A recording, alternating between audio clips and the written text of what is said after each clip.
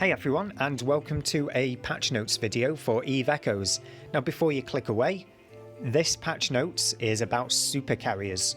So if you're curious to know exactly what is going on with these super carriers, feel free to stick around for a couple of minutes just to get a gist for what's happening. I know the majority of you are not going to be playing with super carriers. They're going to be quite a fair way off on the horizon, but there's no harm in knowing what's going on in the game, right? So let's get started, shall we? This is for the 7th of June 2023. We have super carriers incoming. We'll be getting the Wyvern, the Hell, the Aeon, and the Nyx. We'll be able to obtain the various data, damaged hull, blueprints, etc. by interacting with the various capital ship anomaly systems. I'm not going to read through all of this word for word because unfortunately this will take a long time, especially with my dyslexia. So we have capital ship rally points, capital ship special fleets, and unknown capital ship rifts, variety of the materials that will be required for either assembling or doing the research for the blueprint will be found available within these pre-existing anomalies. I do not believe any of those are new, but feel free to correct me in the comment section below if I happen to be wrong there. Now, it is worth noting that with the manufacture of capital ships, we require capital ship components and advanced components. These will be new. As it stands at the moment, I am unaware of the existence of these advanced components, so I believe these are new for manufacturing the super carriers. I nearly lost the word there. Super carriers. The whole point of this video is super carriers, and I almost forgot the word super carrier then. Super carrier, super carrier, super carrier. Let's try and lodge that in my brain. So moving on, there are going to be pirate NPC super carriers for getting more components for the assembly of these supers.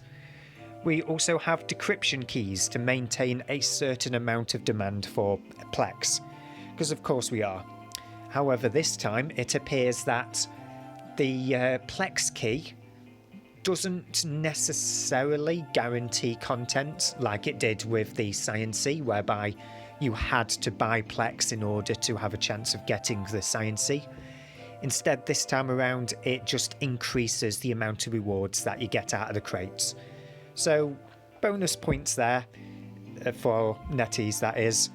They've not created a system that should completely drain the market of Plex. Could be wrong, but this is a better design choice.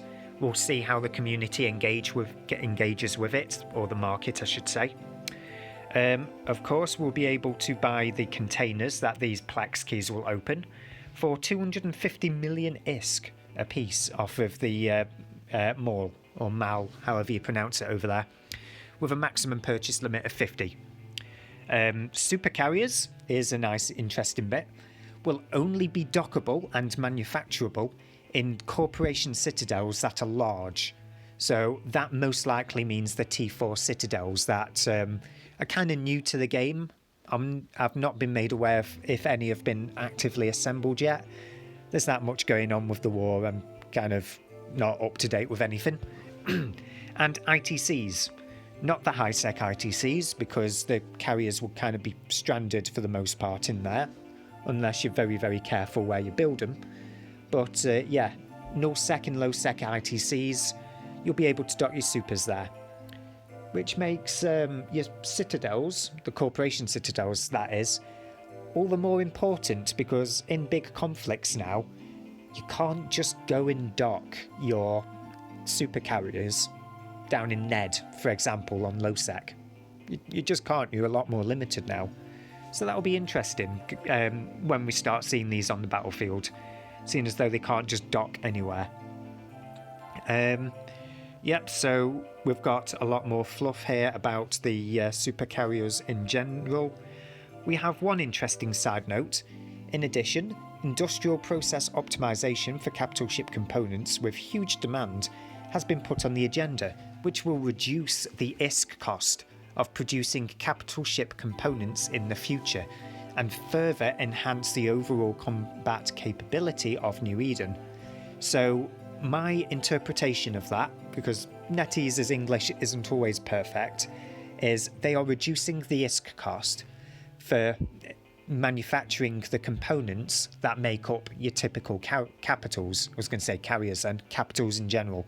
That should bring down the overall cost of your capital ships, allowing us to focus more on minerals and PI as a proportion of the cost of capitals. The drive here, as I perceive it, is NetEase want to encourage more of us to get into the lower capitals, your typical carriers and dreadnoughts. And they're reducing the level of entry, as it were. I'm not going to complain about that, especially now there's new higher goals on the horizon. There's no reason to keep these bars to entry so high, especially when the bar to entry is raw ISK, because all that is just raw grinding. So, of course, we've got new skills to allow us to engage with the super carriers. Most of our pre-existing skills that we might have trained for carriers carry across to super carriers. And we have the new skills being heavy fighter operation, heavy fighter upgrade, super carrier cover module operation, and power disruption burst operation. I can't even say that one without it turning into a tongue twister. Power disruption burst projector operation. That's a mouthful. And other skills. Now, of course, we have some information about heavy fighters, super carrier cover modules, capital emergency hull energizers, burst projectors, capital ship trial fields. I'm just going to let you guys read these if you're interested. There's a lot of text covering them, and this video could go on for 20 or 30 minutes if I actually tried to read every single piece of detail. So let's move on to capital. Where did that come from? Cosmic anomaly adjustments. From now on, it is possible to obtain advanced component transport containers from capital ship rally points, capital ship special fleets, unknown capital ship rifts, and unknown hidden rift wavegraphs.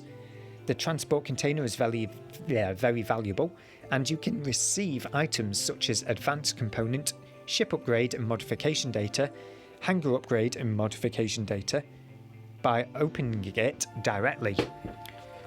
You may receive more items using a key to open it, as it protects the integrity of the data inside.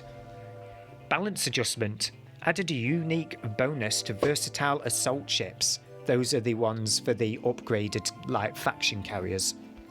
Raised the activation time of the capital emergency hull energizer by 120 seconds.